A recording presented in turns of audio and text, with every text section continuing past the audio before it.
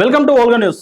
ప్రస్తుతం భారత్ పాకిస్తాన్ల మధ్య ఎలాంటి ఉద్రిక్తత పరిస్థితులు నెలకొంటున్నాయో చూస్తూనే ఉన్నాము. రెండు దేశాల మధ్య పచ్చగడ్డేస్తే బగ్గుమనే పరిస్థితి. పహల్గాంలో జరిగిన ఉగ్రదాడికి ఖచ్చితంగా భారతదేశం పగ తీర్చుకోవాలని అనేక చర్యలు చేపడుతున్నట్లు కథనాలు వస్తున్నాయి. అదే సందర్భంగా మోడీ సర్కార్ కూడా రక్షణ శాఖ, సైన్య శాఖ, ఇతర శాఖలతో కూడా మంత్రాలు జరిపారు. ఖచ్చితంగా పూర్తి స్వేచ్ఛ, అంటే ఉగ్రవాదం నశించడానికి ఏదైనా చర్యలు తీసుకోవడానికి పూర్తి స్వేచ్ఛను ఆర్మీకి, అటు రక్షణ శాఖకు అప్పగించారు మోడీ గారు. ఈ నేపథ్యంలో రష్యా అధ్యక్షుడు వ్లాదిమిర్ పుతిన్ మోడీ గారికి కాల్ చేసి మాట్లాడారు. అంటే ఉగ్రవాదం ఏ రూపంలో ఉన్నా అది ఖచ్చితంగా నశించాలని, అది ఏ దేశానికైనా కీడునే తలపిస్తుందంటూ, భారతదేశం ఉగ్రవాదాన్ని నశింపజేయడానికి ఎలాంటి చర్యలు తీసుకున్నా రష్యా తమతో ఉంటుంది అని వ్లాదిమిర్ పుతిన్ స్పష్టం చేసినట్లు భారత విదేశాంగ శాఖ వెల్లడించింది. ఈ సందర్భంగా రష్యాలో మే 9న విక్టరీ డే జరుపుకోనుంది. అయితే ఆ విక్టరీ డేకి ముందు ప్రధానమంత్రి మోడీ గారిని ఆహ్వానించారు. కానీ ప్రస్తుతం పాకిస్తాన్, భారతదేశం మధ్య ఉద్రిక్తతల పరిస్థితుల్లో నెలకొంటున్న సందర్భంగా ఆ పర్యటనను మోడీ గారు రద్దు చేసుకొని అక్కడికి వేరే బృందాన్ని పంపిస్తున్నారు. అలాగే ఈ సంవత్సరం రష్యా అండ్ భారతదేశం మధ్య వార్షిక సదస్సు జరగనుంది. అది భారతదేశంలో జరుగుతుంది. దానికోసం పుతిన్ గారికి ఆహ్వానించడం జరిగింది. దానికి ఆయన సుముఖతను వ్యక్తం చేశారు. ఈ సందర్భంగా అంటే రష్యా అనేది భారతదేశానికి మద్దతు ఇవ్వడంతో ఖచ్చితంగా పాకిస్తాన్కి అయితే వెన్నులో వణుకు పుడుతుంది.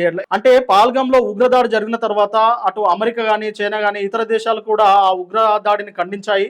అలాగే భారతదేశానికి మద్దతుగా ఉంటున్నాయని చెప్పాయి. ఈ క్షణం అంటే దాని తర్వాత స్పష్టం చేసింది అయితే రష్యా అని చెప్పొచ్చు. ఎందుకంటే రష్యా డైరెక్ట్ కాల్ చేసి ఖచ్చితంగా మేము సపోర్ట్ చేస్తున్నాము, మృతుల పట్ల ప్రగాఢ సానుభూతి తెలపడం అనేది ఇది మన విదేశాంగ అంటే ఈ వాక్యాలను మన విదేశాంగ శాఖ బయటకు చెప్పడంతో ఇది ఖచ్చితంగా పాకిస్తాన్ మీడియా కానీ, పాకిస్తాన్ మంత్రులు కానీ, ఇతర వ్యక్తులకు ఖచ్చితంగా వెన్నులో ఒడుకు పుట్టిందని మాత్రం చెప్పవచ్చు. అంటే ఏ క్షణం యుద్ధం అనివార్యమైనా సరే రష్యా మన భారతదేశానికి సపోర్ట్గా ఉంటుందనేది ఈ మాటలతో స్పష్టమైంది. ఇప్పటికే మనకు బార్డర్ వద్ద చూస్తున్నాము, పాకిస్తాన్ ఆర్మీ కవ్వింపు చర్యలకు పాల్పడుతుంది. దానికి ధీటుగానే భారత ఆర్మీ తిప్పికొడుతుంది. అయినప్పటికీ వాళ్ళైతే ఆ దాడులు అప్పుడప్పుడు అంటే అప్పుడప్పుడు ఆ తుపాకుల సప్పులు అయితే చేస్తున్నట్లు కనిపిస్తుంది. అది ఖచ్చితంగా మేకపోతు గాంభీర్యమే తప్ప వాళ్ళకంత దమ్ము లేదనేది ఆ విశ్లేషకులు భావిస్తున్నారు. ఒకవేళ భారతదేశంతో పాకిస్తాన్కు తలబడే దమ్ముంటే ఇంతవరకు ఎందుకు ఆ కవ్వింపు చర్యలకు తేపడుతుంది? మనకు ఎలాగో సింధు జలాల ఒప్పందాన్ని అయితే రద్దు చేసుకున్నాము. అలాగే అటారివాగా ఆ గేట్ను మూసేసాము. ఆ తర్వాత భారతదేశ గగనతలాన్ని వాడుకోవడానికి వీల్లేదని చెప్పాము. ఇప్పుడు వాణిజ్యాన్ని కూడా అంటే పాకిస్తాన్తో మనము వాణిజ్యాన్ని కూడా అది నిలిపివేసుకున్నాము. ఇలాంటి సందర్భాలు అంటే ఒక రకంగా చెప్పాలంటే పాకిస్తాన్ని భారతదేశం దిగ్బంధనం చేసింది. ఇలాంటి సందర్భంలో పాకిస్తాన్ ఊపిరి తీర్చుకోలేని పరిస్థితి. ఇంత జరుగుతున్నా కానీ భారత్పై యుద్ధం ప్రకటించలేదు అంటే పాకిస్తాన్ దగ్గర సత్తా లేదు అన్న విషయం స్పష్టమవుతుందని విశ్లేషకులు భావిస్తున్నారు.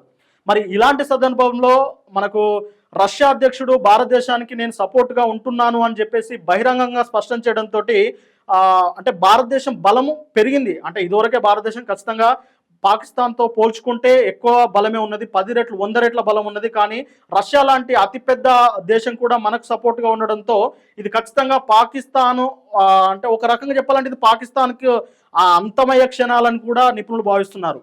ఇక చూసుకున్నట్లయితే ఏప్రిల్ 22న పహల్గాంలో ఆ లోయలో ఉగ్రదాడి అయితే జరిగింది. ఈ దాడిలో మొత్తం 26 మంది వరకు పర్యాటకులు మరణించారు.